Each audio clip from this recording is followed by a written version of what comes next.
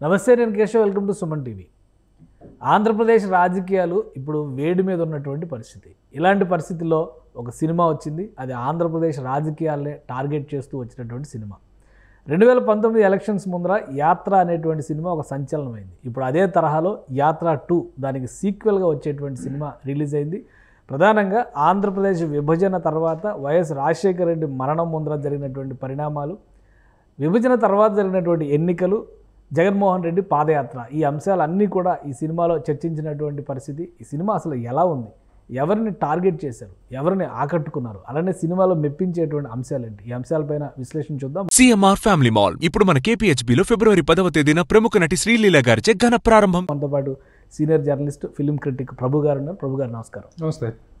యాత్ర 2 సినిమా అంటే పొలిటికల్ సినిమాలకి ఒక సీజన్ లాగా ఎలక్షన్స్ ముందర ప్రతిసారి వస్తుంది. ఇప్పుడు యాత్ర 2 రిలీజ్ అయింది. ఎలా ఉంది, మీ ఒపీనియన్ ఏంటి?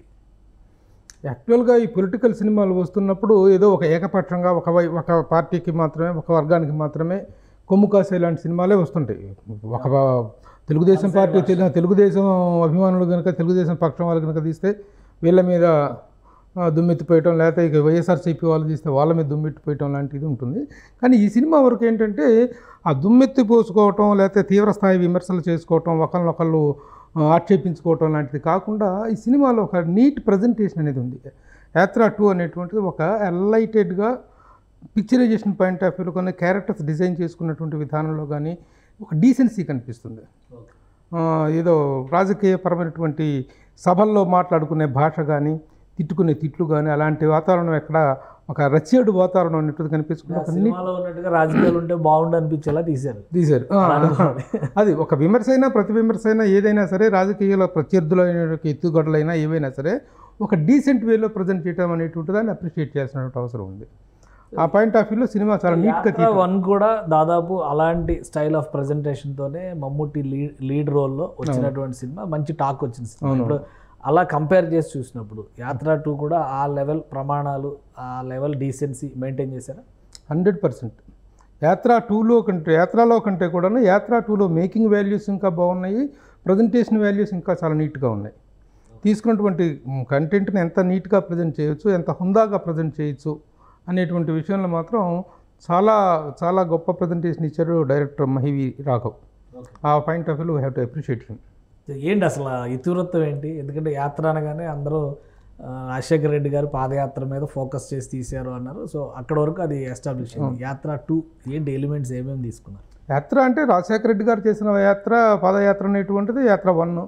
ఈయన చేసినటువంటి పాదయాత్ర, తర్వాత ఈయన అధికారంలోకి రావటం, రాజశేఖర రెడ్డి గారు చనిపోయిన తర్వాత జరిగినటువంటి పరిణామాల్లో ఏ విధంగా ఆయన అధిష్టానానికి ఎదురు తిరిగి సొంతంగా తనదైన వ్యక్తిత్వాన్ని, తనదైనటువంటి ముద్రని ఆవిష్కరించుకోవటం కోసం ఎలాంటి తిరుగుబాటు చేశాడనేటువంటి అంశాలు ఈ పార్ట్లో వస్తాయి. ముఖ్యంగా ప్రోగ్రెసివ్ పార్టీ అని పెట్టారు కాంగ్రెస్ పార్టీకి, తెలుగుదేశం పార్టీకి తెలుగునాడు అని పెట్టారు. దీంట్లో ఒకటి అదే నేను అడుగుదాం అనుకున్నాను. ఇప్పుడు రాజశేఖర రెడ్డి గారు చనిపోయిన తర్వాత వ్యూహం అనేప్పుడు ఒక సినిమా వచ్చింది. కుట్రలో కుతంత్రాలు ఏదో జరిగిపోతుంది అని చెప్పిన ఆ ట్రైలర్లు, అవి పేర్లు కూడా అవే పెట్టేసి నానా రాద్ధాంతం రచ్చ చేసి సెన్సార్ బోర్డు ఎలా పర్మిషన్ ఇచ్చిందో తెలియదు, కోర్టులు చివర సీరియస్ అయినటువంటి పరిస్థితి. ఈ యాత్ర 2 ఇవన్నీ బ్రేక్ చేసుకుని ఎలా రాగలిగింది చాలా సైలెంట్గా థియేటర్స్లో? అంటే ఆ నీట్ ప్రజెంటేషనే అనుకుంటున్నాను. ఎందుకంటే అంతకుముందు దాని సినిమాలో ఉన్నటువంటి రచ్చ, ఆ సినిమాలో ఉన్నటువంటి ఒక రకమైనటువంటి రాజకీయపరమైనటువంటి ఒక గందరగోళపు వాతావరణం ఈ సినిమాలో కనిపించదు. ఒక కక్ష సాధింపు కోసమో, లేకపోతే ఎదుటోళ్ళ మీద ఒక వెంజియన్స్ పాయింట్ ఆఫ్ వ్యూలో తీసుకున్నటువంటి సినిమా లాగా కాకుండా పొలిటికల్ సినిమానే, రాజకీయ ఖచ్చితంగా వైఎస్ఆర్సీపీ అనుకూలమైనటువంటి కథాంశంతోనే, ఆ కంటెంట్తోనే తీసినటువంటి సినిమా అయినప్పటికీ కూడాను ఏ నీట్ ప్రజెంటేషన్ చూసిన వాళ్ళందరికీ కూడాను ఎస్ ఆఫ్ కోర్స్ వాళ్ళ యాంగిల్ వాళ్ళకు ఉండొచ్చు, ప్రజెంట్ చేసింది వాళ్ళ యాంగిల్లోనే, అందులో డౌట్ ఏం లేదు.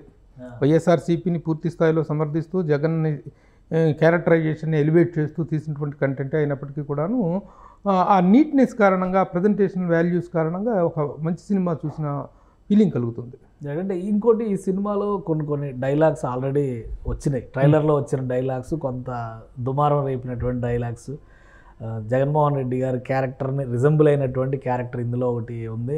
ఆ క్యారెక్టర్ అధిష్టానాన్ని ఎదిరిస్తున్నటువంటి సీను, ఇవన్నీ ఏంటి అసలు? ఎలా జగన్మోహన్ రెడ్డి రిజంబుల్ అయ్యే క్యారెక్టర్ అంటే డైరెక్ట్ జగన్ రెడ్డి అని పేరు, డైరెక్ట్ జగన్మోహన్ రెడ్డి అని పెట్టడమే రాజశేఖర రెడ్డి గారి వీళ్ళ పేర్లన్నీ ఒరిజినల్ నేమ్సే పెట్టారు.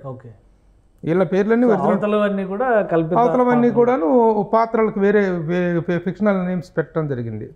అదే నేను చెప్పినట్టుగా ఇప్పుడు ఆవిడ సోనియా గాంధీ మ్యాటర్ వచ్చినప్పుడు మేడం అంతవరకే ప్రస్తావన, మిగతా ఎవరి పేర్లు ప్రస్తావించలేదు అక్కడ. ఓకే అంటే చూస్తే ఆ క్యారెక్టర్ని బట్టి మనం రిజంబుల్ చేసుకోవాలి. గులాం నబీ ఆజాద్ అని ఆ గెటప్ను బట్టి, ఓకే ఓకే కేవీపీ రామచంద్రరావు అని మన సుబలేఖ సుధాకర్ గారు చేసిన క్యారెక్టరు, రోసే గారిని బట్టి రోసే గారి క్యారెక్టరు, ఆ పర్సన్ బట్టి వీళ్ళని బట్టి చంద్రబాబు నాయుడు గారి క్యారెక్టరు, వాటిని చూసుకుంటే ఆ పేర్లు మాత్రం కొంచెం విచ్చేయటం జరిగింది. అంటే ప్రజెంట్ డే పాలిటిక్స్లో ఉన్న లీడర్స్ గత రాజశేఖర రెడ్డి గారి టైంలో 10 ఏళ్ల క్రితం జరిగిన రాజకీయాల్లో ఉన్న లీడర్స్ అందరూ ఈ సినిమాలో వస్తారా ఈ క్యారెక్టర్స్లో? అన్నీ అంతగా ప్రామినెంట్ క్యారెక్టర్స్గా చూపించలేదు. మెయిన్ క్యారెక్టర్స్ వచ్చేసి జగన్మోహన్ రెడ్డి, భారతి అండ్ విజయమ్మ, తల్లి విజయమ్మ గారు, వీళ్ళ ముగ్గురు క్యారెక్టర్లు చూపించలేదు. షర్మిల ప్రస్తావన అనేటువంటిది లేదు అసలు. షర్మిల అనేటువంటి ఒక చెల్లెలు ఉంది, అన్న వదిలిన బాణం అంటూ. ఆ బాణం అనేది ఎక్కడ అన్న వదిలిన బాణం కనిపించలేదు, వదిలేసిన బాణం కనిపించలేదు. అంతవరకు ఆ షర్మిల ప్రస్తావన ఎక్కడా లేదు, షర్మిల గారిది లేదు. తర్వాత ఇంకా కొన్ని రాజకీయ పరమైనటువంటి సంఘటనలు చాలా జరిగినాయి.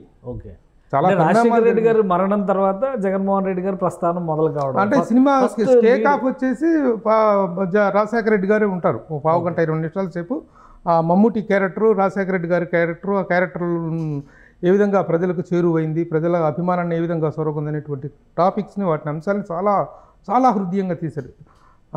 అసలు అభిమానులు కాని వాళ్ళు కూడాను చాలా మూవ్ అయ్యేలాగా, గుజ్బం ఫీల్ అయ్యేలాగా ఉన్నాయి రాజశేఖర రెడ్డి గారు ఉన్నటువంటి. సినిమాలో 2 సన్నివేశాలు బాగా హైలైట్ ఉన్నాయని ఒక టాక్ వచ్చింది. ఒకటి ఫస్ట్ ఆయన ఇంట్రడ్యూస్ చేసేటువంటి సీన్, రాజశేఖర రెడ్డి గారు ఆయన కుమారుడిని అందులో ఇంట్రడ్యూస్ చేసేటువంటి సీన్ బాగా తీశారు అన్నారు. ఇంకోటి అధిష్టానాన్ని ఎదిరించే సీన్. ఈ 2 కూడా అదే కాదు, అసలు ఫస్ట్ హాఫ్లో వచ్చిన సీన్స్ అన్ని ఒక జగన్మోహన్ రెడ్డి అనేటువంటి ఒక పర్సనాలిటీ రాజకీయాల్లో ఎమర్జ్ అవుతున్నటువంటి తీరుని ఒక్కొక్క సన్నివేశం ద్వారా ప్రజెంట్ చేసిన విధానం సింప్లీ సూపర్. ఆర్టిస్టులు ఎలా సెట్ అయ్యారు అందరూ? సూపర్. ఆర్టిస్టుల సెలక్షన్ అనేటువంటి దానికి మనం హ్యాట్స్ ఆఫ్ చెప్పాలి డైరెక్టర్కి. జగన్మోహన్ రెడ్డి క్యారెక్టర్గా చేసింది జీవా. చాలా చక్కగా పర్సనాలిటీ కానీ, బాడీ లాంగ్వేజ్ కానీ, ఆ డైలాగు కానీ, ఆ మ్యానరిజమ్స్ కానీ సూపర్. అలాగే ఇక ఆల్రెడీ ప్రూవ్డ్ మమ్మూటి గారు అంతకుముందు రాజశేఖర రెడ్డి గారి క్యారెక్టర్లో చాలా అద్భుతంగా చేశారు. ఇంకా అలాగే మిగతా అన్ని క్యారెక్టర్స్లో సచిన్ కడేకర్, అక్కడ రాజకీయంగా ఆయన ఏ క్యారెక్టర్తో పెట్టారో అర్థం కాదు కానీ త్రూ అవుట్ చాలా మంచి క్యారెక్టర్ చేశాడు సచిన్ కడేకర్. అంటే మామూలుగా గులాం నబీ ఆజాద్ తర్వాత అక్కడ ప్రామినెంట్ పర్సన్స్ ఎవరు ఆ రోజుల్లో చక్రం తిప్పినటువంటి పర్సన్ ఎవరో తెలియదు కానీ ఆ క్యారెక్టర్ చాలా ఇంపార్టెంట్ క్యారెక్టర్ సచిన్ కడేకర్ చేసినటువంటి క్యారెక్టర్. ఇంకా కేవీపీ రామచంద్రరావు క్యారెక్టర్ అనుకోవటానికి వీలున్నటువంటి క్యారెక్టరు మన సుబలేఖ సుధాకర్ గారు చేశారు. అందరూ ఆర్టిస్టులు అందరూ పర్ఫార్మెన్స్ సూపర్గా చేశారు. చాలా పవర్ఫుల్ డైలాగ్స్ ఉన్నట్టున్నాయి. రాయలసీమ నేపథ్యానికి, కడప నేపథ్యాన్ని కేవీపీ రామచంద్రరావు క్యారెక్టర్ ద్వారానే ఈ కడప తాలూకు ఇదిని, ఆ పవరు, ఇదిని, ఆ విగర్ని ప్రజెంట్ చేశారు. జగన్ క్యారెక్టర్లో ఉన్నటువంటి మొండితనాన్ని, ఆ క్యారెక్టర్లో ఉన్న పట్టుదలని, ఆ క్యారెక్టర్లో ఉన్నటువంటి ధైర్యాన్ని ఈ క్యారెక్టర్ ద్వారా హైలైట్ చేయడం జరిగింది.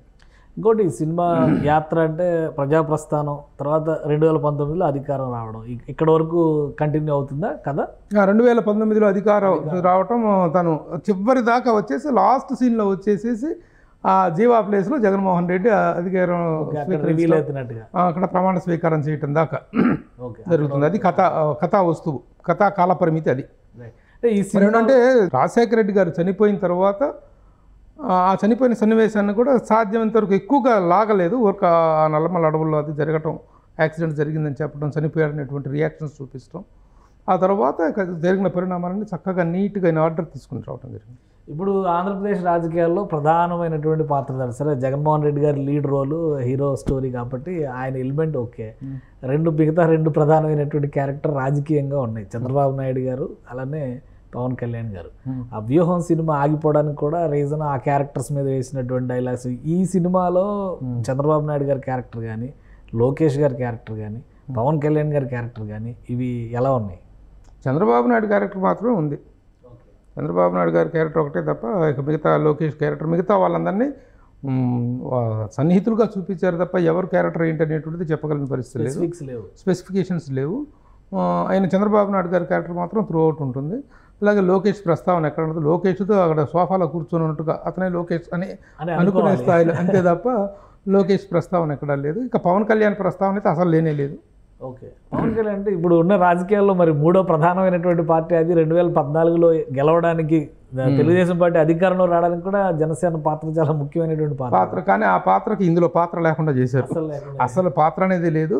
ఏదో ఒక అనామకమైనటువంటి ఒక పార్టీతో చేతులు కలిపినప్పటికీ కూడాను సౌదప్పి కన్నులొట్టపోయినట్టుగా మాత్రమే అధికారంలోకి వచ్చాము మనము అని చంద్రబాబు నాయుడు క్యారెక్టర్తో అనిపిస్తాం అనేటువంటిది జరిగింది. అనామక పార్టీ జనసేన అనేటువంటిదికి రిఫర్ అయ్యేలాగా ఒక ఇండికేషన్ వచ్చేలాగా అంటే ఇగ్నోర్ చేశారు. అది అప్రధానం అనేటువంటి కాన్సెప్ట్లో ఇగ్నోర్ చేసినటువంటి క్యారెక్టర్ అది. ఆ క్యారెక్టర్ కానీ ఆ పార్టీ కానీ ప్రాధాన్యత అనేటువంటిది ఏమాత్రం ఇవ్వలేదు. పొలిటికల్గా చూస్తే ఆంధ్రప్రదేశ్ రాజకీయాల్లో ఈ సినిమా ఎలాంటి ప్రభావం చూపించవచ్చు? ఎన్నికల సమయం కదా ఈ సీజన్. సినిమా ఎంగేజింగ్గా ఉంది. సినిమా ఎంగేజింగ్గా ఉండటం, ఇంట్రెస్టింగ్గా సాగటం, ప్రతి సన్నివేశం ఐడెంటిఫికేషన్ అనేటువంటిది జరిగింది. అటు జగన్ని జైల్లో వేసినప్పుడు కానీ ఆ మొండితనం, అతని తాలూకా ధైర్యంగా. యాక్చువల్గా జగన్ ఏంటంటే జగన్మోహన్ రెడ్డి చాలా దారుణమైనటువంటి పరిస్థితుల్లో అధిష్టానాన్ని ఎదిరించి ఇంత మొండిగా నిలబడటం అనేటువంటిది రాజకీయాల్లో ఎప్పుడు మనం చూసుండం. ఒక వ్యక్తి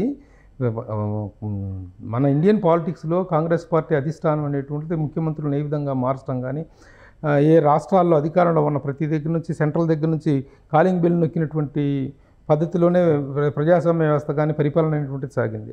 అలాంటి స్థితిలో అధిష్టానంలో సోనియా గాంధీ లాంటి వ్యక్తిని ఎదిరించేసి తనకదైన అస్తిత్వాన్ని చాటుకున్నటువంటిది చాలా గొప్ప. ఆ క్యారెక్టర్లోనే గొప్ప ఇది ఉంది. జగన్మోహన్ రెడ్డి గారి పర్సనల్ క్యారెక్టర్లోనే చాలా మొండితనము, ధైర్యము, ముందుకెళ్ళేటువంటి తత్వం ఉంది. దాన్ని చాలా అద్భుతంగా ప్రొజెక్ట్ చేశారు ఈ సినిమా. మంచి సినిమాటిక్ ఎక్స్పీరియన్స్, చాలా గూస్ బంప్స్. చాలా సందర్భాల్లో థియేటర్లో క్లాప్స్ చాలా తీవ్ర స్థాయిలో రావడం జరిగింది. థియేటర్ రెస్పాన్స్ అనేది చాలా ఇంపార్టెంట్. ఆ పాయింట్ ఆఫ్ వ్యూలో చాలా మంచి రెస్పాన్స్. పొలిటికల్గా ఇది ఎలాంటి ప్రభావం చూపించదంటారా? పొలిటికల్గా కూడా డెఫినెట్గా ఉంటుంది. అదే ఇలాంటి సినిమాని ఇంత డీసెంట్గా ప్రజెంట్ చేస్తే ప్రతిపక్షాలని కూడాను చీప్గా విమర్శించకుండా, ప్రతిపక్షాలను చాలా అవహేళన చేస్తూ మాట్లాడినట్టుగా కాకుండా ఆనాటి రాజకీయ పరిణామాలు ఎలా జరిగినాయి, ఏం జరిగినాయి వీళ్ళ పాయింట్ ఆఫ్ వ్యూలో, అవి నిజాలను మనం అనుకోవటానికి లేదు. This is their story telling. వీళ్ళ స్టోరీ టెల్లింగ్ ఇది. అయితే ఆ స్టోరీ టెల్లింగ్ని ఎంత నీట్గా చూపించారనేటువంటిదే మనం అభినందించాల్సిన విషయం. ఆ పాయింట్ ఆఫ్ వ్యూలో ఎంగేజింగ్ మూమెంట్స్ సినిమాలో చాలా ఉన్నాయి. గూస్ మూమెంట్స్ చాలా ఉన్నాయి. ఇప్పుడు ఓదార్పు యాత్రకి వెళ్తున్నప్పుడు, ముఖ్యంగా ఓదార్పు యాత్రకి వద్దు అని హైకమాండ్ చేస్తే వెళ్ళాలి, నా తండ్రికి నేను ఇచ్చినటువంటి మాట నేను వెనక్కి తీసుకోలేను, మడమ తిప్పని నా తండ్రి మాట నేను వెనక్కి తండ్రికి ఇచ్చిన ప్రామిస్ను, జనానికి ఇచ్చిన ప్రామిస్ను నేను వెనక్కి తీసుకోను అని చెప్పేటువంటి సన్నివేశంలో అధిష్టానానికి ఎదురు తిరగటం. తర్వాత కడప పార్లమెంట్ నియోజకవర్గం నుంచి తను అత్యధికమైనటువంటి మెజార్టీతో గెలుపొందటం. ఒక్కొక్క మూమెంట్లో సోనియా గాంధీ రియాక్షన్స్ ఎలా ఉన్నాయి, ఏ విధంగా తను వీడిని ఇంత తక్కువగా అంచనా వేసామే, ఆఫ్టర్ ఆల్ మన రాజకీయ చదరంగంలో ఆఫ్టర్ ఆల్ ఏ రోజుకైనా కాంప్రమైజ్ అయిపోయి కాలబేరానికి వస్తాడు అనుకున్నటువంటి క్యారెక్టరు ఒక్కసారి ఎదురు తిరిగి టవరింగ్ పర్సనాలిటీగా ఎదిగితే ఆ ఎదిగిన తాలూకు రియాక్షన్స్ ఎంత బాగా కట్ చేయాలో దర్శకుడు మహి రాఘవ చాలా అద్భుతంగా చేశాడు. సో పొలిటికల్గా కంటే కూడా టెక్నికల్గా సినిమా వాల్యూస్ ఎక్కువ ఉన్న, టెక్నికల్గా ప్రజెంటేషన్ వాల్యూస్ చాలా బాగున్నాయి. సో అలాగే ఆర్ఆర్ మ్యూజిక్, ఇలాంటి సినిమాలు ఏంటంటే ఒక్కొక్క ఎక్స్ప్రెషన్స్, ఒక్కొక్క సన్నివేశంలో ఒక్కొక్క డైలాగ్ ఒకటి చెప్పినప్పుడు ఆ డైలాగ్ ఎలివేట్ అవడానికి ఆర్ఆర్ అనేటువంటిది చాలా. సంతోష్ నారాయణ్ మ్యూజిక్ అనేటువంటిది. అలాగే బ్యాక్గ్రౌండ్ సాంగ్స్ ఆయన రాజశేఖర రెడ్డి గారు చనిపోయినప్పుడు ఆ ఊరేగింపు దృశ్యాలు కానీ, తను పాదయాత్ర చేస్తున్నప్పుడు ఆ బ్యాక్గ్రౌండ్ ఓడింగ్ కానీ, ఆ సాంగ్స్ కానీ చాలా బాగున్నాయి. ఓకే, అంటే ఓవరాల్గా సినిమా వైజ్గా చూస్తే ఇప్పుడు ఒక సిరీస్ వస్తుంది, ఒక వెర్షన్ ఇప్పుడు మనం చూసాం, మిగతా వెర్షన్స్ కూడా ఉన్నాయి ఆల్రెడీ. రాజధాని అని ఇంకా ఏవేవో సినిమాలు వస్తాయి, రకరకాల వ్యూహం ఇవన్నీ రాబోతున్నాయి. సో ఈ రకంగా చూస్తే ఆంధ్రప్రదేశ్ ఎలక్షన్స్ ముందర ఈ సినిమాల పరంపరలో చూస్తే first impression Yatra to best ఇంప్రెషన్లో ఉంది. No doubt about that. సినిమాని వైఎస్ఆర్సీపీ అభిమానులు చూడటం కంటే సామాన్య ప్రేక్షకుడు ఎంతవరకు ఎంటర్టైన్ చేస్తుంది, ఎంతవరకు ఎంజాయ్ చేస్తాడు అనే యాంగిల్లో చూస్తే మాత్రం the cinema is totally engaging, very interesting. Narration first half చాలా చాలా బాగుంది. సెకండ్ హాఫ్ కూడాను, సెకండ్ హాఫ్లో ఎక్కువగా చిన్న 1 or 2 దగ్గర ప్లేసెస్లో చిన్న సోలో పేస్ ఉందేమో తప్పితే మళ్ళీ టువర్డ్స్ ద క్లైమాక్స్ తను సక్సెస్ అయినప్పుడు మరలా తను 2014లో ఓడిపోయే అసెంబ్లీలో ప్రతిపక్ష నాయకుడిగా ఏ విధంగా ఫేస్ చేశాడు అనేటువంటి సన్నివేశాలన్నింటినీ కూడాను కొంచెం రసవత్తరంగా తీయగలిగాడు. అది రైట్, థ్యాంక్ యూ ప్రభు గారు, మీ అభిప్రాయాలు తెలియజేస్తుంది. ఇది యాత్ర 2 సినిమాకి సంబంధించి ఒక ఎక్సలెంట్ సినిమాటిక్ ఎక్స్పీరియన్స్ వస్తుంది. అలానే ఒక రాజకీయ పార్టీకి పరంగా జరిగినటువంటి వర్షన్గానే కాకుండా ఆనాడు జరిగినటువంటి పరిణామాలని తమదైన కోణంలో చూపించడంలో దర్శకుడు ముఖ్యంగా సక్సెస్ అయ్యాడు. కొన్ని ముఖ్యమైనటువంటి సన్నివేశాలు ఖచ్చితంగా ప్రేక్షకుల్ని రంజింపజేస్తాయని ప్రభు గారు చెప్తున్నారు. ఇది స్పెషల్ డిస్కషన్. Keep watching.